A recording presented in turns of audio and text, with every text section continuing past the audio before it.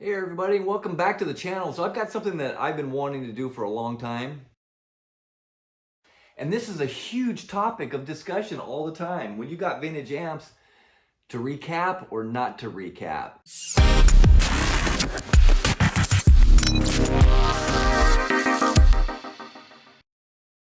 So I have the awesome ability to have two identical amps. One of them has been recapped and the other one is completely original. So I'm really fortunate to have two vintage Soundstream Class A 102s, okay? And while these are really the same model amp, they are a little bit different revisions. All right, so we got these two amps opened up, and there are some subtle differences between these two. As you can see here, this is a revision B model. This is the original. This is the one that has had the capacitors replaced, and it is a revision H. So they did quite a few changes on these things. And I don't know the model years of these things. These amps were from the early 1990s. I did verify that this amp was available in 1992 in the Car Audio and Electronics directory. As you can see, this amp was rated 50 watts times 2 and cost $575. It featured the cool connectors.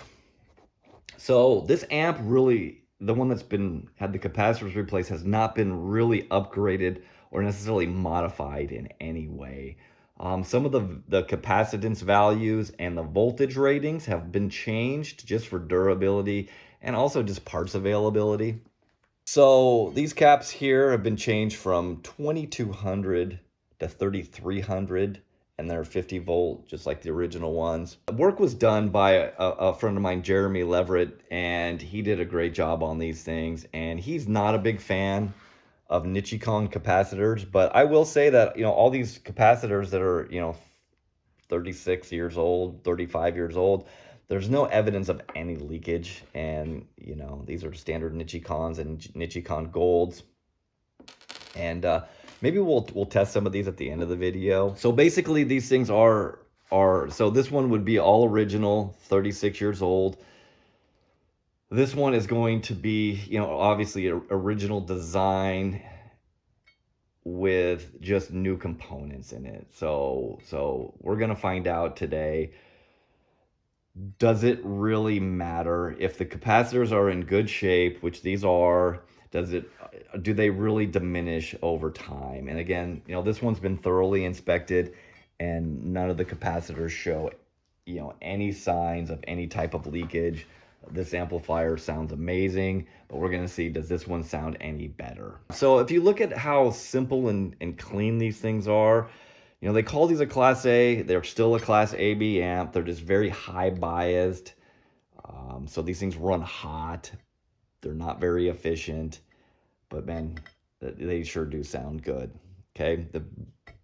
Also, these amps, these are generally considered a Nelson Pass design, but they were kind of reworked by Wade Stewart. I think he just sort of took the design and fix improve it on some of the functions and some of the flaws, that issues they may have had with these amplifiers. So what we're going to do today is we're going to get these on the bench. We're going to use our new piece of test equipment that'll allow us to A/B these things. So I did a previous video on this switcher. If you haven't seen it after this video, you're going to want to check it out. And as a kicker, I'm going to bring somebody else in who isn't going to know which amp is been upgraded and which one is original.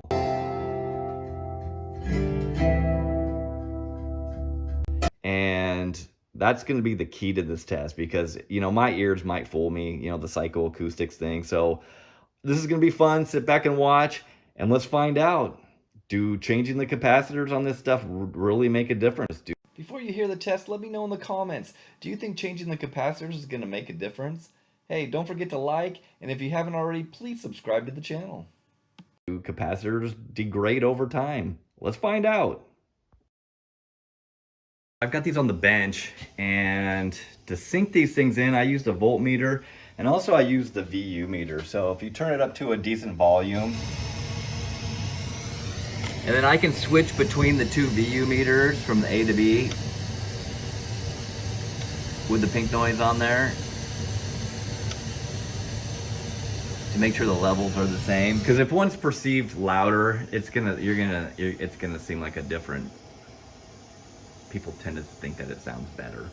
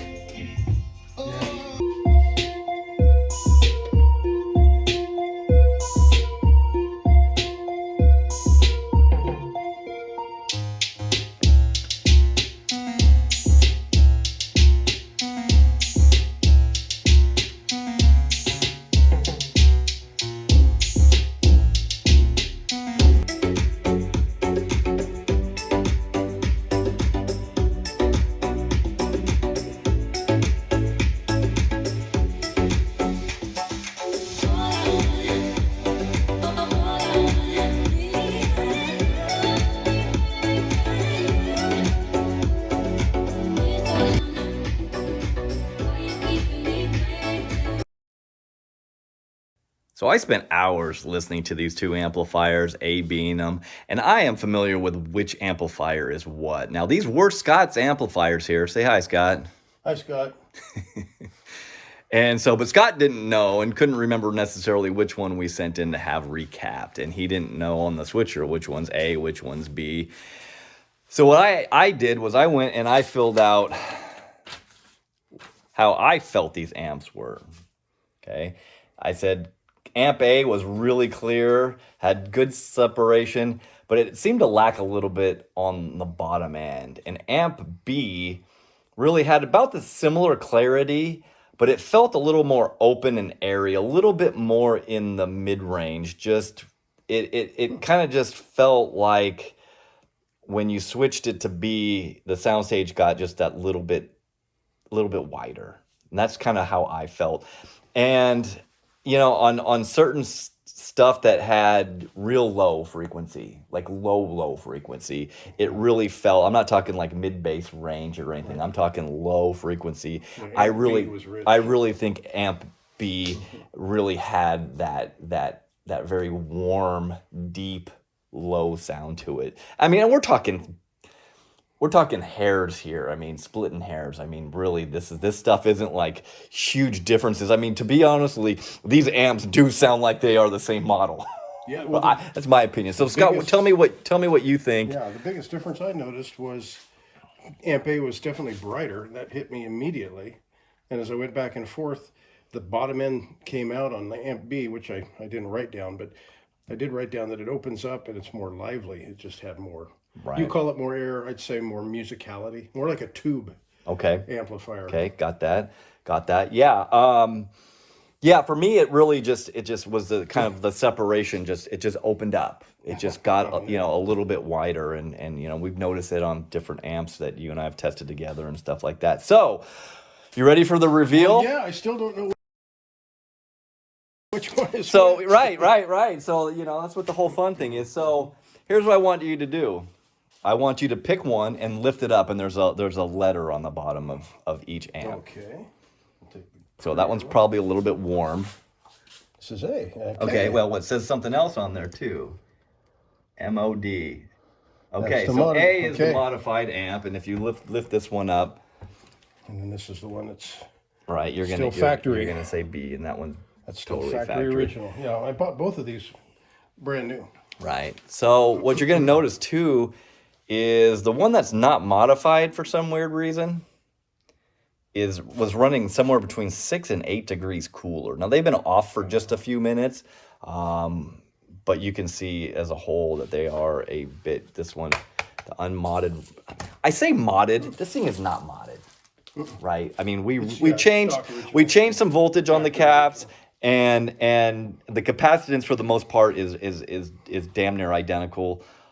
These were made in what, the early '90s, early to mid, so it's a 30. So yeah, these amps minimum. were like, 91 to 3-ish range. I think I bought them when they were on a closeout. Right. Got a sweet deal, and they were that was probably 94. Okay. 95. Right. I mean, these things weren't cheap. No. And so, we got to keep in mind though, there is some differences in these amps. I mean, this is a revision B, this is a revision H. So there could be some differences in there. Yeah, it'd be nice to know. So, what's your opinion on the recapping, and is it a must, or is it a, is this I know this is just one example. Do you think this is an example where changing the capacitors really changed? I think it's kind of like an insurance policy. You never really know if you're going to need it, but I don't know that it's necessary, but it's probably a good idea, especially being 30 plus years old.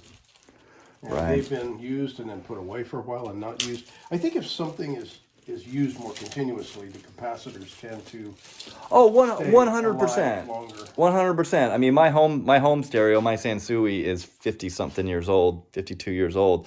But I mean, there's obviously no evidence of any leakage on any of the caps that came out of these. I mean, for the They most use part, good quality. well, the guy that did the work, Jeremy, thank you, you did an awesome job. Does not like Nichicon. He's not a big fan. He says when he's taken amps apart and he's witnessed leakage a lot of times, it's the Nichicons. So this has Chemi Cons and Rubycons in it. All right, just for grins and giggles, I decided to get the meter out and test all these. And all these caps were pretty well within spec. Okay, these are 2200 caps, and these were all 2270, 2280, 2250 was the lowest. And then these are 47, and they both rated, almost every one of these was almost spot on identical, as well as the 100 were 103. So, these caps were all still within spec and pretty good usable range. So I don't know if this amplifier had a lot of time on it. Scott said he used it quite a bit, but